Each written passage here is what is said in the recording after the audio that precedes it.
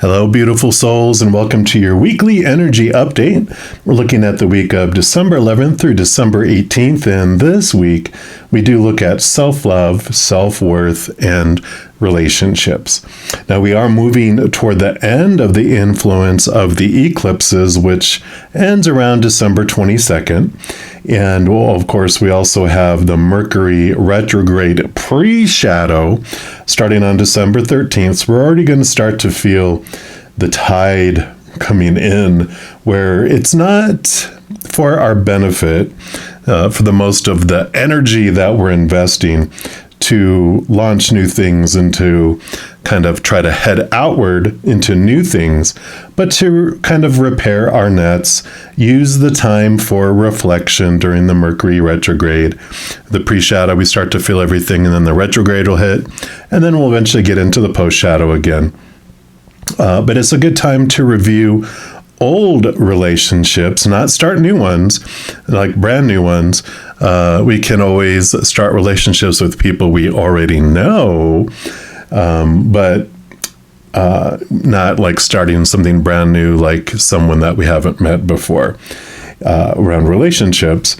And then also it's a time where someone from the past can come back. Oh no, I know, don't worry. It's always for us. So some great energies happening this week with that, the pre-shadow of all the reflection. It's a great time for us to learn a lot and move forward. So we'll be asking for the reading for this week. Where can you reflect on about self-love, self-worth, and relationships that will help you along on your path? So, of course, we're going to do readings for each individual zodiac sign, and we're jumping into yours right now. All right, Cancer, this is your weekly energy update, and we're going to start off here by pulling a card from the Journey of Love deck. And all the cards I use in a reading, I do list in the description box of the video down below. So if any of them catch your eye and you want them for yourself, you know where you can pick those up. So for Cancer, where do you feel that they could reflect upon their self-love, self-worth, and relationships? So let's take a look here. And you have Falling. Very beautiful card here. Very simple, yet kind of looks like a feather to me. We'll take a look and see that is card number 14. And let's see what message comes in here for you. It says, don't worry. You may fear you are falling, but it's just your soul diving deeper into the ocean of bliss. Are you sensing parts of your life flying away from you, out of your control, as the momentum of your divine surrender takes over and becomes more powerful than the old adhesive between you and what no longer serves? Laugh, cry, celebrate, and ponder. Whether it makes sense or not, you are like a perfectly ripe fruit falling from the universal tree, succulent and ready to be enjoyed for all that you are. If you wait any longer, this moment will be lost and you'll end up on the ground, having to decay and go to seed in order to start the whole process again. This is not so bad, but what a shame if your sweet nectar was not to be savored by a hungry world. You deserve to be declared the most delicious, juicy fruit that ever was. That's your new nickname, Juicy Fruit. So fall, you'll end up exactly where you are meant to be. And this oracle contains a message for you. You're being called closer into divine union and into the fulfillment of your destiny now.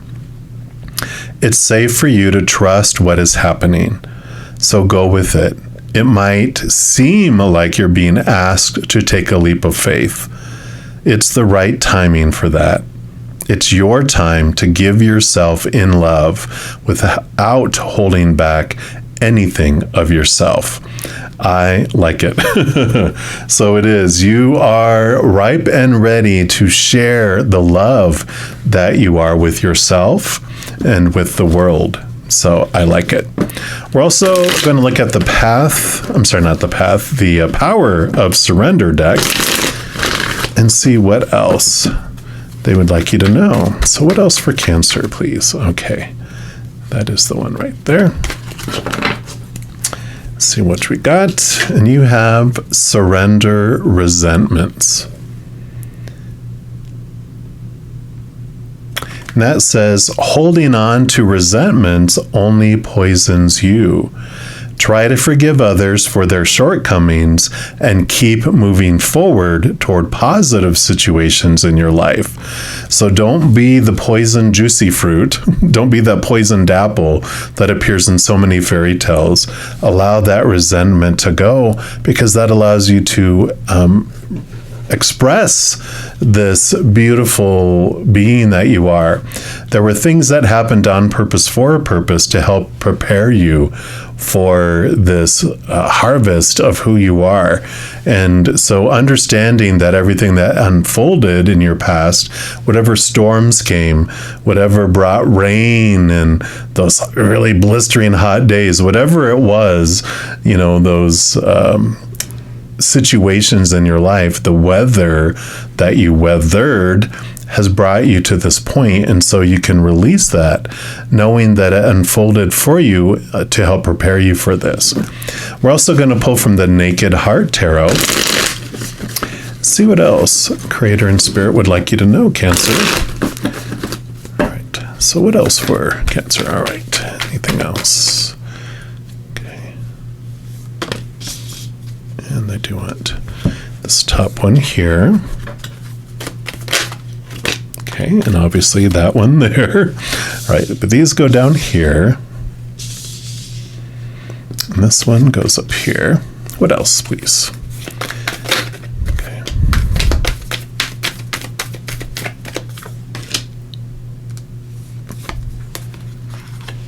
All right. So these are your cards. And we will talk about this one first before we go into the rest. And you have the Nine of Wands. Wands is your drive, your ambition, your passion, your inspiration. And it also here is talking about like energetic blocks. What is keeping you from moving forward and from dropping, like it's talking about here? And it is these resentments. It's this energy that you have. And you realize here, though, with the Nine of Wands, that one of the wands that's creating the barrier is your Ace of Wands. It's stepping into your power and understanding whatever you've been focusing on is what grows. And when you focus on resentments, then the resentment grows in your life. And so realizing that you can move away from focusing on that to focusing on instead what you're grateful for what happened in your life. Even for these situations, you're able to look at it later when you realize it happened for you and not to you, to be this mirror for you, to really realize what it is about yourself you wanted to see, that you're able to release and you're able to let go. Forgiving others, not forgetting the action, because you don't want that to repeat, but forgiving the energy around it, the wrath that you have around it. And you also get to forgive yourself, because whenever we hold a resentment against someone else about what they may have done or said, really what we believed about ourselves in the situation is what really brought a lot of the pain. Because if someone walks up to you and says, I think you're an alien, is that going to impact you? Yeah, not really, right? Because you don't believe it. You're like, no, I know I'm a human. So, you don't put a whole lot of energy around what they said because you don't believe it. But if someone comes up to you and says, I don't think you're worthy of love, that cuts deep, because then someplace in our life, someplace in our heart, we believed it. And so when we forgive ourselves for believing it, then we don't put a whole lot of energy into what someone said or did, right? So I like this, gathering this energy and this power and releasing that block to where it no longer impacts you. And then we're going to this one down here, and you have Innocence of Pentacles, which is Page of Pentacles. New opportunities that open up in your outside world because of a new value you put on yourself, a new way of looking at your worth in relation to the outside world. So you have this wisdom, this awareness that comes in, that what people say or do has really little to do with us. It has more to do with what they feel about themselves. But what we see in that reflection is where we glean the knowledge and the awareness around our worth and how we can make that change. We make this adjustment when we really are able to stick into the truth. And here you have the Spirit of Wands. So here's the King of Wands with that Ace of Wands, really taking control over where they are pointing that wand, where they are growing things in their life. Again, coming back to this understanding of wherever you're focusing your energies, what is expanding. And if you're having it create a block of some sort, then you're able to remove that block and flow through it instead. That Ace of Wands no longer being part of the block, you're able to slip right through it, because now there's this kind of hole in the block, a hole in the wall that's been keeping you from moving forward. You also have the Movement of Swords, Knight of Swords. So you're understanding your thoughts and your beliefs and your mindsets that no longer serve you, those that have been restricting you in the past, and you're connecting to more truth, that is the capital T truth, that which is rooted in unconditional love, and be able to cut away the small t truths that are rooted in the fears of losing a conditional love in the outside world. So some beautiful movement of thought and belief, and some really stepping into the power of who you really are. Yeah, Six of Cups. Cups are your emotions. Six of Cups is this transformation of memory, transformation of emotional memories and experiences. When you realize every moment is either of unconditional love of the higher realms or of the fear of losing conditional love of the human realm, you understand that there's a choice that you can make in each moment. It's either going to be unconditional love or fear. And when it's a memory of fear, an emotional memory of fear, we begin to realize that when the human goes into fear mode, it goes out of its mind and leaves the cat mind, the animal mind, in control.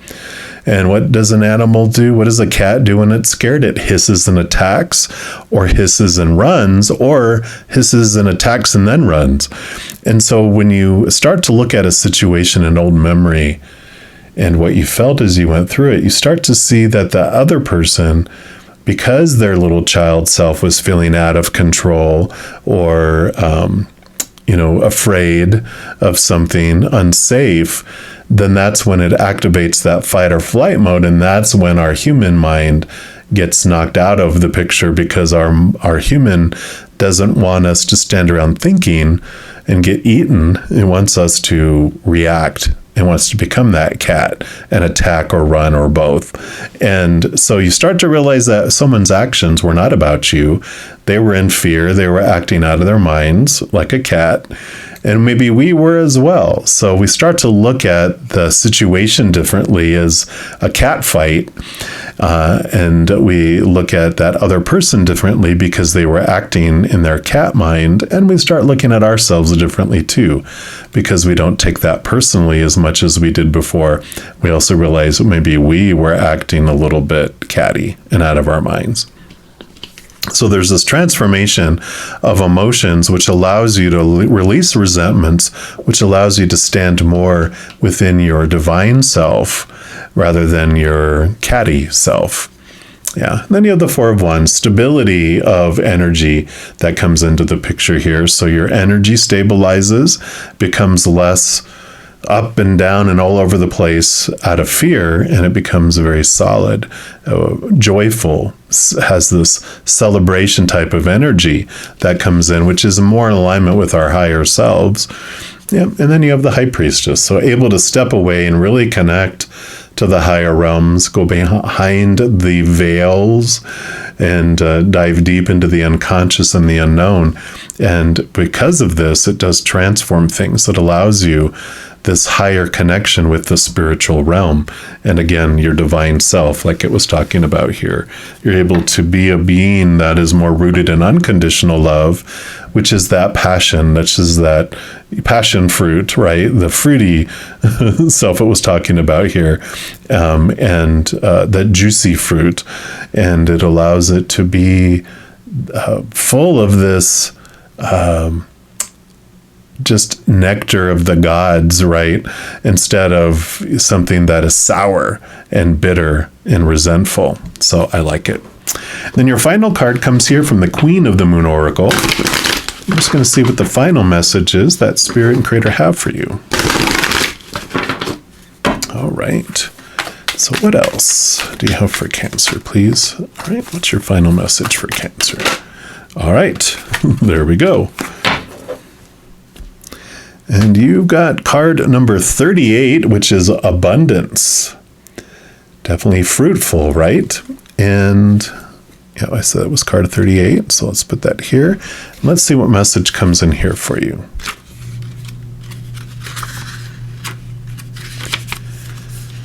So this is the Hunter Moon, and it says, take advantage of this time of abundance. It is all around you, right? Fruitful. Possibility and opportunity are everywhere. You're open and responsive to the abundance around you, and there's enough for everyone. The little affirmation for this card is, I am abundant and I am surrounded by opportunity. And the Hunter Moon is the traditional moon of plenty. It's when it was when game was at its most plentiful, so the people would not go hungry. The moon was large and bright in the sky, and in some cases deep orange, and there was a great deal of light to go hunting well into the evening. And our ancient ancestors couldn't just go off to the supermarket to buy what they needed to eat. Meat didn't come on trays wrapped in plastic. Eggs were gathered. Warm clothing was made from the skins of the same animals that were hunted for meat. Nothing was wasted. The abundance was part of a cycle just like any other. It wasn't present all the time, so this time of year was to be taken advantage of while the going was good. The barrenness of winter would soon return. So hunters had to be prepared. They had to have their weapons ready and their tracking skills honed.